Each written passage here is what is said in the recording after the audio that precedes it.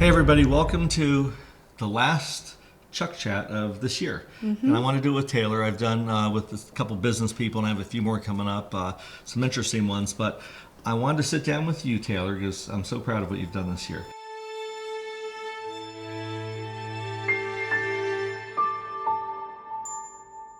The last 6 months, and I have a little cheat sheet. The last 6 months when you took over leasing, which was a two-person job, and you took it over yourself, and you've signed the last 6 months 155,000 square feet, including Pet Paradise, Crunch, World of Beer, Advent Health again, P.F. Chang's, The Learning Experience, BurgerFi, 2 car washes, Aldi, Kids Strong, Hot Works, Jersey Mike's, Tijuana Flats. And then you have another 150,000 that we should sign next month with Publix and Crunch Fitness and some others. Fitness, and yeah. you've turned out to be a rock star. Well, Chuck, honestly, I have said this a million times that, one, I would not be able to do it without you because you've been with me along the way every single day. We spend in your office, in my office. I wouldn't be able to do these deals without you. I wouldn't be able to do them without our entire team, without Paul, who's been amazing. Paul's been great. But also our development team, everybody. I mean, we really are a team. No one person could do anything in our office by themselves. We are all working together. And so You're being very humble. She's being very humble, but you stepped up. Well, thank you, Chuck. And I know that 6 months ago when you took on the challenge, because it was a challenge because we're dealing with COVID, and taking on the entire department on your own, that I know at times you were unsure of yourself, but you've grown. I've seen you grow a lot over the last 6 months. And so how'd you do it? Aside from help from us, mentally inside, what did you do to say, okay, I'm going to do this, I'm going to accomplish it? Well, that I think is the message of our whole company, is kind of that sink or swim. I was put in this position that was horrifying to me. It was an incredible opportunity, but it was horrifying because I had to live up to that. There was a lot of pressure. I mean, we have a lot of projects going on. I thought, I doubted myself at certain times. So what it took was me just coming in and saying, no excuses, I have to do it. I had no choice. There was no option to fail. You weren't going to let me fail. And I said that to somebody recently. It was like the knowing that we had to get these deals done, that kept me going, that I had to get them done. I could not let my failures keep us from getting these deals done. And so whatever it took, I had to get it done. And but so, you didn't have failures. But we did. But the thing is, we found ways to resolve different issues even through COVID. I mean, we figured out how to get it done. And that was one thing for me that I feel like I grew more than I've ever grown in my life in the last 6 months. The last 6 months changed me more than any other time in my life. You've grown a lot. And the one thing, sometimes I remember I pressured you all a year and a half ago with all the leases we had to get to start O-Town. And then all of a sudden COVID comes on, and then I pressure you again because now you're the singular person running the entire leasing department, and yet it's a time where it's very, very hard to do deals, and I'm saying you can do them, we can do it, we can get deals done. Yeah. And at the time when you start looking at July and August, it's painful. But all of a sudden, as we close out the year, 155,000 square foot of leases over the last 6 months, which, you did it, and we did it. And it just tells you that even in these times, because I know you've heard around the community from a lot of people, oh, it's impossible to do deals. It's so hard. Nobody's doing deals right now. Well, that's not true. I know. It is weird looking back at that number after coming off of, July and August when it felt so slow, and that, something that was so horrible for us actually ended up being the biggest blessing for me because it created this drive in me, to not let COVID stop us. And it created a drive that I'm going to be able to use, in the good years that we have. And, we were able to get deals done. We got 2 more Advent Health deals on top of the 2 that we had in the past earlier this year. I mean, deals came through towards the end of the year, and it was exciting to see that, retail is still alive. And so that was fun. And you rose to the occasion. Yeah. And that's the whole thing. Whenever you're met with challenges, and we all, this year has been, we've talked before about being depressed and having to pick yourself up. And I've had to do that several times. I just, everything with the banks and everything's been tough. The spaces we've had to lease, the building permits we've had to get, trying to deal with building departments that are closed, working through Zoom and all these different things. But that's when you do get the strongest, is when you're faced with a challenge. You take that challenge head on, and you overcome it. And after I came out of the 2009 recession, I remember my bankers would be like, well, if you made it through that, you'll make it through anything, and they'd loan you money.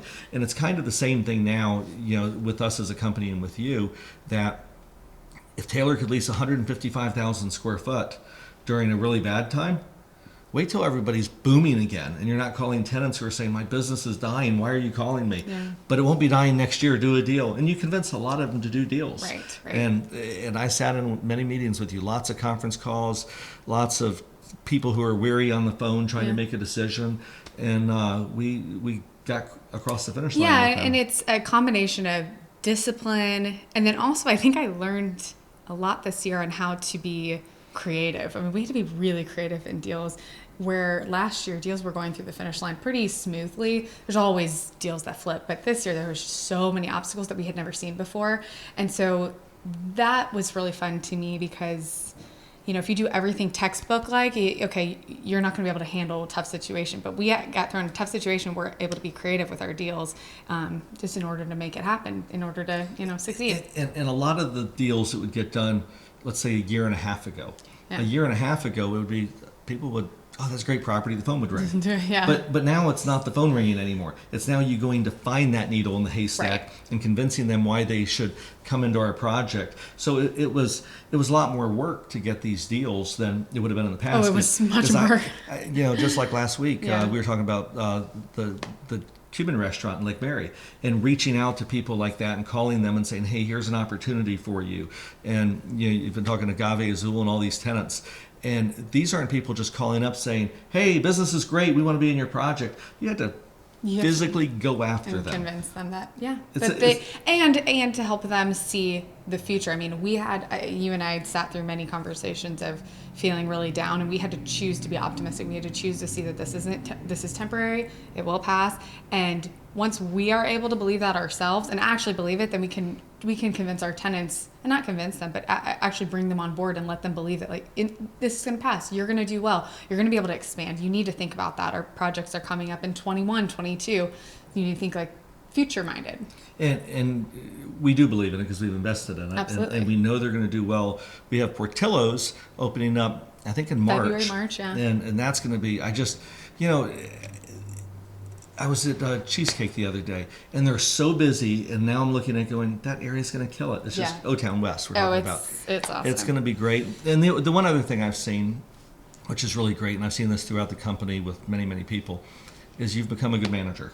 You went from the Taylor I knew coming out of high school and college to go do this, and you're like, I don't know how to do this, and you're figuring it out, to now you're learning management skills. Had to be kind of tough sometimes. It is to get our whole team to focus and to understand here's our end goal. We all have to fight together, which you've done with me. Those tough conversations or tough meetings, but then it makes us all tough together. And I would say that our team morale, our company morale is higher than it's ever been. We are closer than we've ever been. We just had a company dinner and it was so fun. And we really are family. So I think this year has transformed that too when you go through tough times. And those tough conversations we've had to have with tenants of saying, no, we're not going to do this because some tenants want the world, and navigating through issues as far as just internally. I know sometimes Taylor, we got to do this. And there's been times where she's looked at me like, I just don't like you right now. And I know it, and I'd walk out and I'd feel sad. I'd feel like, and I would see the look in your eyes sometime like, I'm doing the best I can do. But that's what coaches do is, I know you are, but you can do better. Yeah, I love that. And sometimes I would push you like that, and I would see you would get upset with me. But I knew we would get to this. Well, I've said that to you people. Didn't know that. No, it really is true that number on there would not be if you had not pushed me the way that you did. And I'm so thankful for that. And now I can actually, what happens is you push me and then I end up pushing myself even more. So it's a ripple effect. And you've also learned, I've learned, it's taken me years to do this, is sometimes you just have to fish or cut bait with people, tenants. Oh, yeah. And, if they're not coming around, just move on, because you can have one person will waste so much of your time, and in the meantime, you lost 10 other deals you could have done because they spend time on it. But you've gotten really good at that, and I'm really, really excited about next year.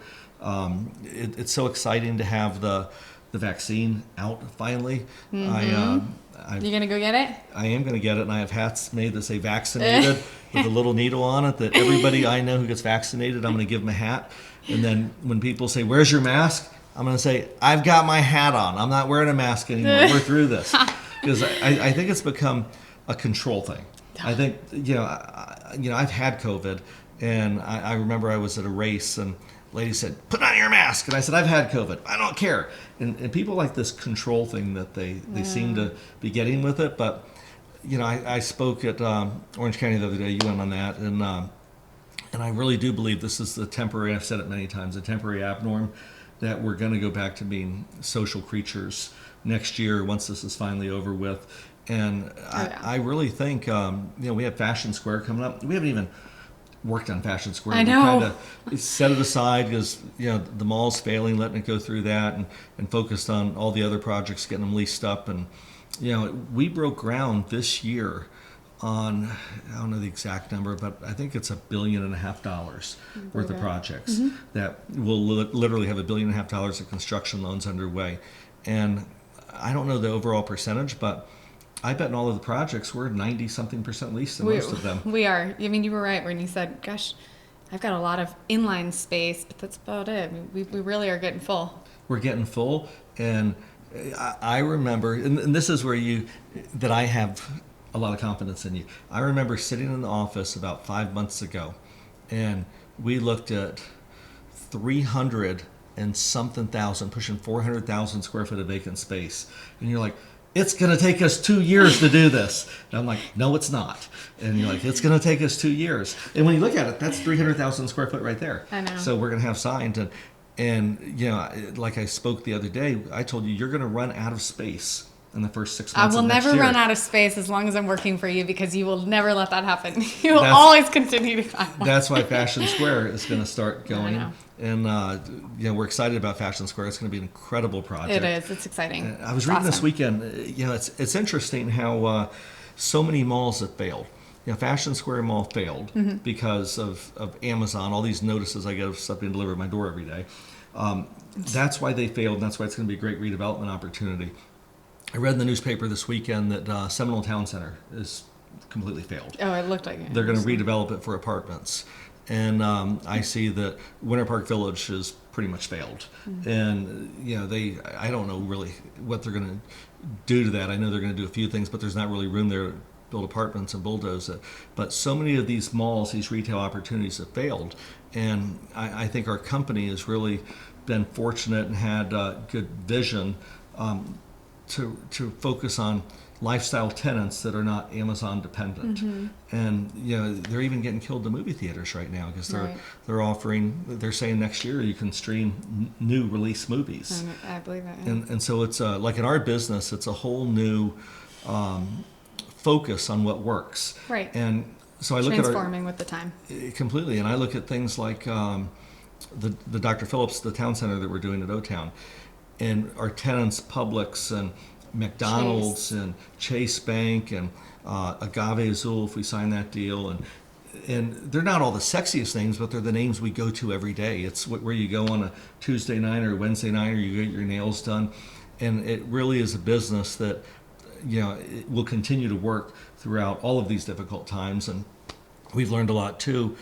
The tenants have changed their models for takeout. Very much so. A lot of takeout, a lot of new drive-through windows that you never saw. Drive-through pizza concepts, drive-through sandwich concepts are big now too. So we're having it evolve too, and that's exciting. We're working challenging with one of our tenants that we can't say the name on a top secret project, but they've evolved their model, which is going to be crazy cool, and it looks like we're going to do one of the first one or two things.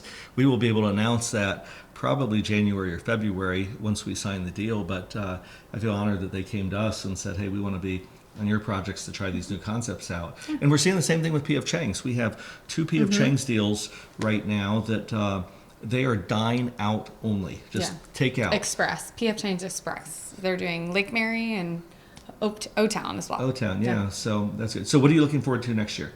Being done with COVID, of course. Well, I think it was such a refining year. It's like diamonds. It goes through that painful process. We went through a really painful year, and we already see, the light at the end of the tunnel. So I think next year's going to be exciting because I think there will be new optimism, like you said, with the vaccine, and people being more comfortable dining and doing, even, I've even seen that it looks like the food halls are starting to open up. The social environments will get bigger. And so Yeah. I think I'm excited to hear even just the tone change with the tenants. And we already are seeing that. So I'm excited about that next year. I'm excited to get, some of these projects fully leased. I'm very excited to see them go vertical. It's already fun seeing Portillo's. And so that's always the most Yeah. exciting thing for me, is to see them go vertical. Everything at O-Town's starting to go vertical this week, and the Mark is going vertical next week.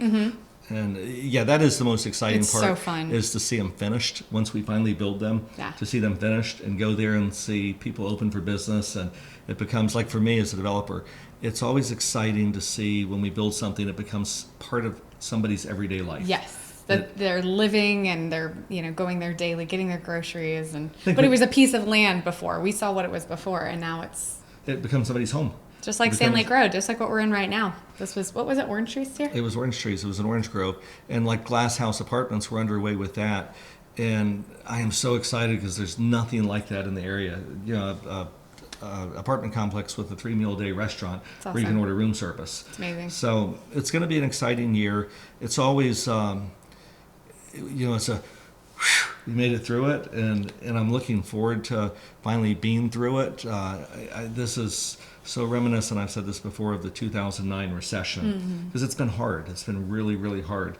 And the difference about this one is I think there's been a lot more depression with it, that you can't, I'm like a huge social animal, and I love to go out, I love to have fun. Yeah. And everything that's closed, everything that you can't do, the interactions you can't have, it's hard. And it's been hard on a lot of people, but I think it's going to be so great next year. We're going to have pent-up demand. We're going to open these projects up. People are going to come to them and enjoy them. And I'm just looking forward to 2020 not being in existence anymore. Yeah. I heard on TV last night, they said, let's rename 2021 2020 and just act like it never happened. And not that we want to dwell on the past, but we want 2020 in the past, and We do. and look forward to. And I think next year is going to be a crazy year. And Especially for our development team. We got a lot of that's development. going to be crazy for COVID being over. It's going to be crazy for the political situation, which is just going to be a wild ride to watch next year. And I think it's going to be crazy for new deals coming on, because there's going to be a lot of things. I think the banks will finally loan money again. We're going to see a big surge, and this year was a year that we truly persevered through, which it was not intended. When I wrote this book that comes out on the 22nd, which by the time you watch this, the book is out, you can buy my book. But when I wrote the book, it was really about what I had done in the past and not what we've had to do in the future. You didn't know. And there's a lot of examples in the book that I've had to reapply toward myself to say, this is what we're going to do.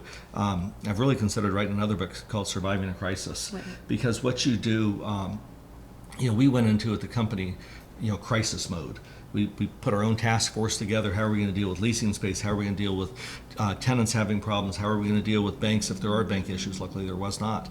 But dealing with everything we were going to have to deal with. And it really does take, it takes going through it to really know how to do it. That's why I'm interested in writing the book, because sometimes people haven't been through a crisis and don't know how to deal with a crisis. And this has truly been a crisis that a lot of our competitors haven't made it through. Yeah. And it's been hard. It's been truly hard. It's hard on everybody. I get a lot of people, which I'll just say for a moment. I went through my LinkedIn this weekend because I just haven't had time in a while. And I had like 500 people wanting to connect. And there was literally 250 messages. And so I was up early in the morning, and I just started reading through each message. Right. And so many people said, I really appreciate your Chuck Chats. That's awesome. And it is because, we're no different than anybody else. We're going through a hard time. We're having to persevere through it. We're having to endure this hardship right now. And it's not easy to have a positive attitude every day. Sometimes you just have to make yourself smile and get through it. And so it has been a hard year, and I appreciate everybody who's written tons of nice things. The thing I heard so much was when I say this is a temporary abnormal, because nobody in society wants to accept this as their normal. No. Nobody wants this COVID, wearing masks, stay 6 foot apart, social distancing. It's not social if you're distant. No, It's true. it's distancing. Yeah. And it's just been terrible on our entire community. I've talked to some kids out there who've been depressed because they can't go to college, can't go to graduation. Right. You don't go to proms, you don't go to events. I was talking to somebody yesterday that they have students back in school, but the teacher doesn't come to school. So it's on a TV screen. And How they're does that complaining that they're not learning because they can't really ask questions back and No. forth. Yeah, that And doesn't it's work. just been such a disruptor to our world.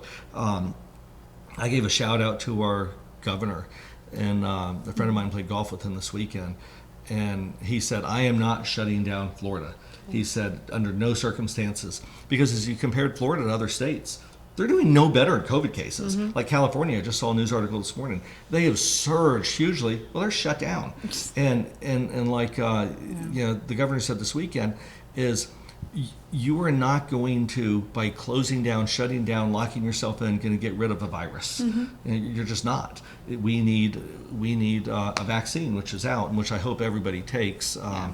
I just hope everybody in Orange County, to bring our county back to life again, we have to start taking the vaccine. We need to see by the way, our death rates are really low, but we need to see our cases come really down. And I think once all that happens, that you're going to see this is where I think it's all going to get good next year, is I really think you're going to see a big boost in consumer confidence when the cases come down. Yes. And I was reading this weekend, because it's boring, I read the Florida vaccination plan. And do you know that with all the doses we're getting, there's only it's a lot, 1,345,000 people in the healthcare business. And that's from a massage therapist to an athletic trainer to a dentist to a doctor to a nurse's aide, all these different things. So we've already got enough cases and doses in Florida to vaccinate every one of the frontline workers. That's awesome. And then the people over 75 years old, there's 3 million of them in the state. So between them and the 1.5 million healthcare workers, that's only 4.5 million doses, Wow. which, based on the numbers of doses we're getting, we can have everybody of high risk vaccinated in the state of Florida by the end of next month. So if everybody's vaccinated high risk by the end of next month, that means you're going to see the deaths kind of go off to nothing, and then you're going to see the cases rapidly coming down. And I think we're going to see a whole new world in March, maybe April 1st. I agree. Somewhere, I'm hoping March because I'm optimistic, but I think we're going to see it sooner than later. I think so too. But it wasn't about COVID. It just had to go off on a tangent. No, But I mean, COVID was a huge part of our year. when you look back at 2020, it's going to be two things we remember: COVID and the election. And what a year that could go. I mean, this is our last one, but you talk about a year that everything went wrong that could go wrong. I mean, and there was just so many little, I think everybody that I know was affected also had so many other little things. So those are the big things. And then there was just so many, 2020 just had a lot of issues. But what I would lot say, of challenges one for us. thing is, I would hope you, me, you all, everybody would reflect on the good things that came out too. Yes. Because even though it was a miserable year, there's a lot of good things that There was came a out lot this of year. good things. Yeah. And you don't want to forget the blessings that came through the year, because it's easy to sit back and look at how hard COVID was, how hard the election was, how hard this is. But when you sit back and think, there was a lot of good things that came out of this year too. So Well, as compared to the last recession, we had something taken away from us that we didn't even realize we needed so much, and that was human-to-human contact, or in-person conversations. We didn't realize how much that was going to affect us mentally, emotionally, physically, our drive, to be successful. And now that was taken away from us, and so I think that changes our appreciation for it now. yeah, I think we appreciate life and people more. I certainly Absolutely. do. And I certainly, the one Absolutely. thing I really appreciate is the privileges we have as Americans to be able to travel and do things. Oh, yeah. Because now, as we can't do that, you realize how precious it is. Those just little things of being able to go to a beach for the weekend, or go to a hotel, or go to New York and go see a Broadway show, and we can't see shows or basketball games and any of that stuff. So anyhow, it was an interesting year. It was an interesting ride. I think we've all learned a tremendous amount from this year, and learned a lot about ourselves this year. And as every year, I wish everybody a very, very Merry Christmas. We believe in saying Merry Christmas instead of Happy Holidays. And everybody have a Happy New Year. Thanks for being with us. Merry Christmas. Mm-hmm. Mm-hmm.